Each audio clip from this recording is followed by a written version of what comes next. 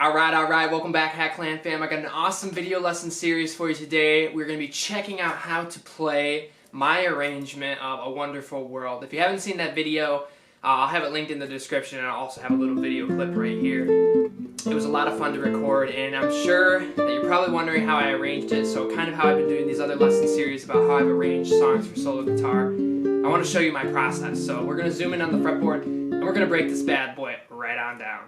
Alright, so let's break this bad boy right on down. I'm going to throw the sheet music up on screen here, and I'm going to talk about my process of arranging just like I have for other song lessons. And if you haven't checked my arranging series playlist, you should definitely give that a check out. It kind of goes through all the steps about arranging songs and how I kind of approach it. So let's get right to it. So the harmony that we kind of have here is all based over an F chord to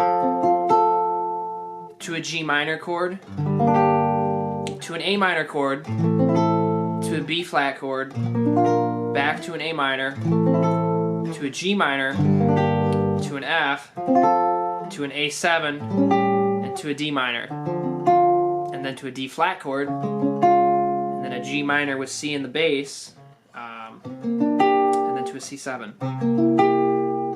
So there is lots of different chords that are going on in this song, and so it's really important to tie the melody along with each individual chord shape. And as I've kind of talked about on other lessons before, there is so much to be learned about triads and triadic inversions. And so what I mean by that is taking the notes that belong in a single chord and reorganizing those notes in all the possible combinations in order to get the melody line to work with the chords.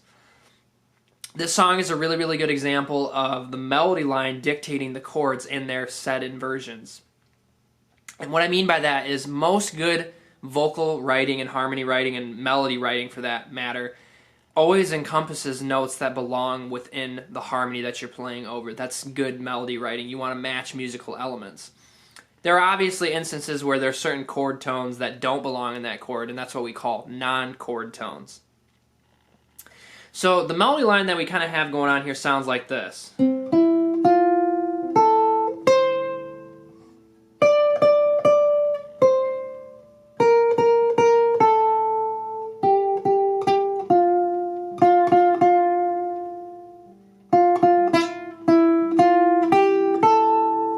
And that's kind of our first part, and it's going to be this repetitious thing that's going to happen over and over again. And that, again, is all over an F major and a G minor chord. The song is in the key of F. So there's this little intro part here where you have an F to a G minor to an F to a G minor, and then the melody and the vocal line comes in. So it really doesn't matter what version of that you play, but it's 2 counts on each chord. So I'm thinking like, 1, 2, 3, 4, 1, 2, 3, 4. And in my original transcription and arrangement, I was playing the F major here, just like our C chord shape position, based out of cage system, to a G minor this way position, which is 5, 7, 8, 5, 7, 6, and 6. So that way you have root, 5th, root, and then minor 3rd.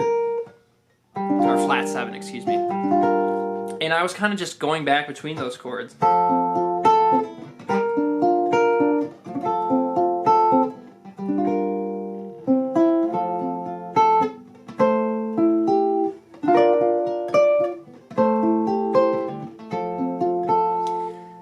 So as you can kind of see, the melody line starts like this.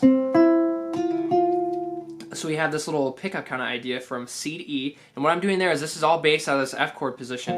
So I am doing this little half bar here to get the melody note, and then I'm coming into that F chord and playing those top strings so that I can get that melody note in the highest voice. And then the next note is that A on the end of 2 there. So we're going to have 1, 2, 3, 4, and 1, and 2, and 3, 4.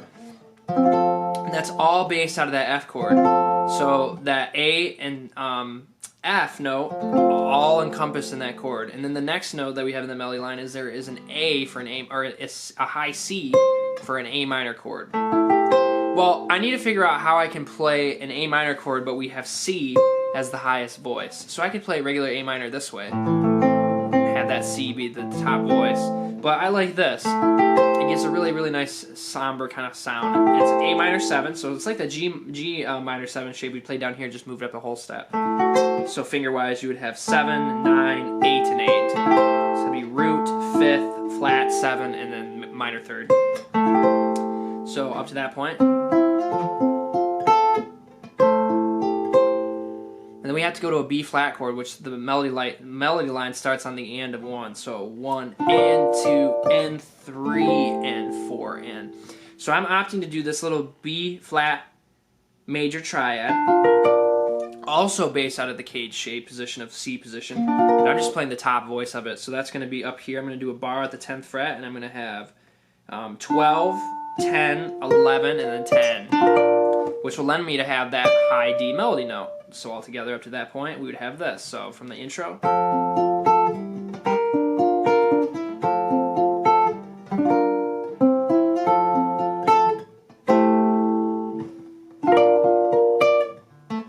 we have to go back to a C again. So I'm going to go to that A minor chord shape that I played earlier. And then we have to have B flat. So I'm going to just go to G minor that I had down here earlier too. And then to an F to get that high A in the melody line there. As you can kind of see, I'm kind of moving this up an octave so that when I'm singing across it, I have this kind of this counteract effect of low to high. So from here, then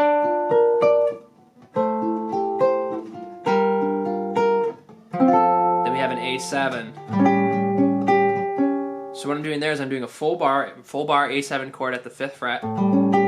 I need to get this G in my melody note here. So a typical A7 has this A in the melody note. Well, we need the flat 7 as the melody, so I'm just opting to move my finger up here, my 4th finger, to get that G note. So from here, and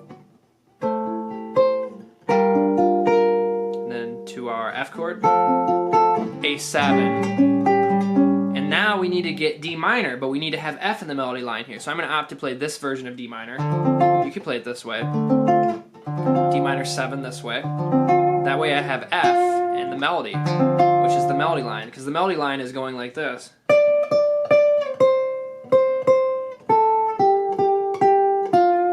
Right? So we need to make sure that our chords encompass the melody line in the top voice. Now we have to go to this D flat chord, which is a really, really cool secondary function chord here, because in the key of F, D flat is not in the key at all, but it's a cool secondary function here.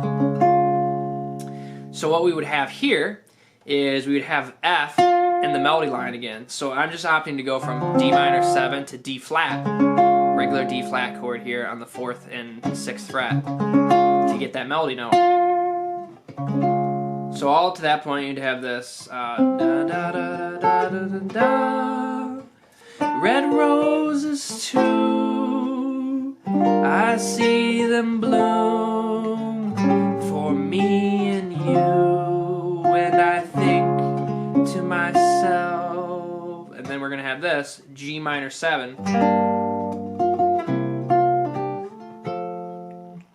So I know it says C in the bass, but I'm having a hard time arranging that so that I can get the F melody note, which is here.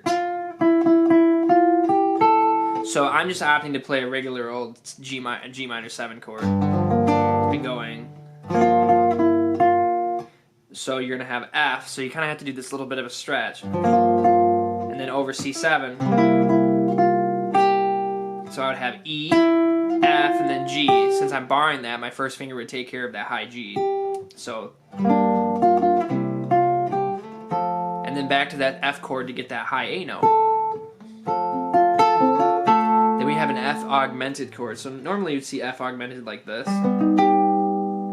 However, the only thing is we need to have A in the melody line here. So it's really hard to get that A in the melody line. So I'm opting to play the F augmented like this. So if you don't know what an augmented chord basically means, is you just have to sharp the 5th. You have to raise the 5th by a half step. So in this case, I need to make the 5th, which is C, a C sharp. So what I'm doing here is I'm playing it like this. So I'm still having A in the melody note because you can see that there's a tie there, and I need to make sure that this is an F augmented chord. So I would have a little bar here on the 5th fret, and I would have 7, 6, 6, 5. So it kind of looks like this without the bar, which is an F augmented triad. But the cool thing about this is that the actual major third is in the bass, and the root is here, which is kind of cool.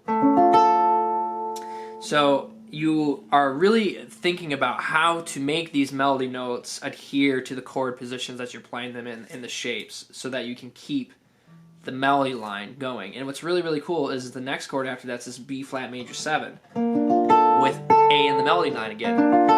So I'm just going to keep in this position. So here's my F augmented to my B flat major 7. And that A is staying consistent there the entire time, which is super, super cool. And then you have the C7 chord with no melody line over it, really, just playing a C7. So let me take it up to that entire point here.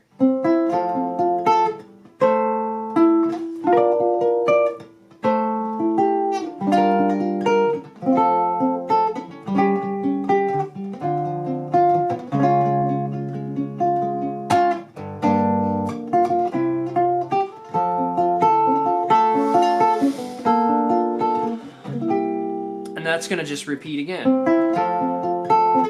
to the second part.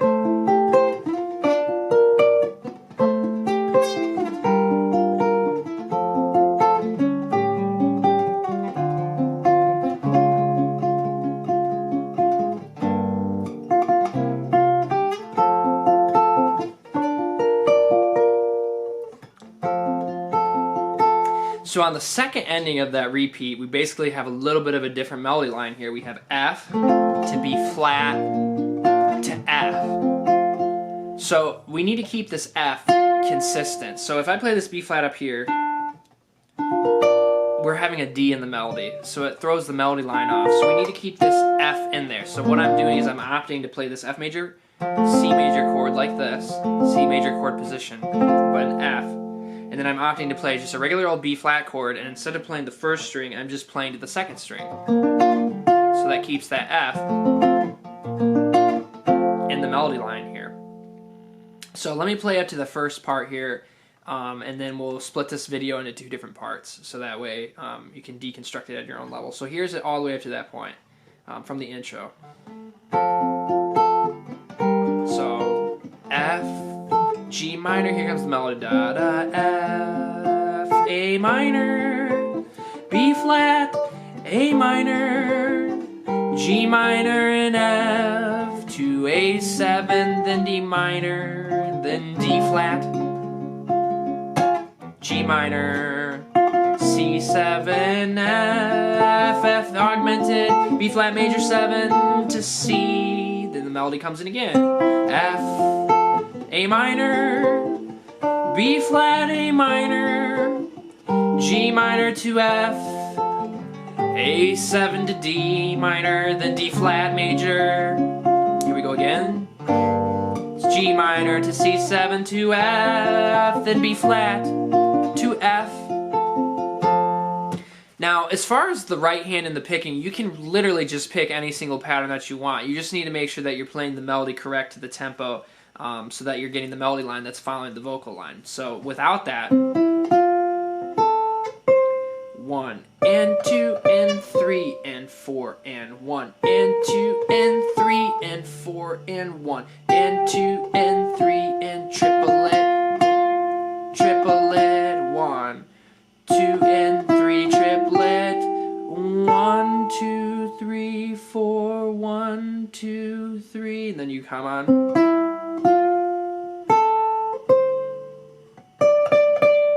And then it repeats again, right?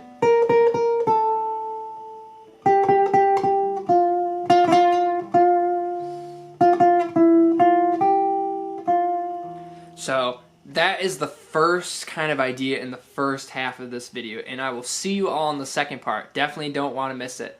It's super, super cool because we're coming up on the bridge section. Alright guys, that was the video lesson. I hope you really liked it. Let me know what other song suggestions you would like to see, or maybe other solo arrangements that you'd like me to break down for you guys. I really like doing this stuff and kind of showing my process about how I arrange for solo guitar. And I'll see you all in the next video. Take care.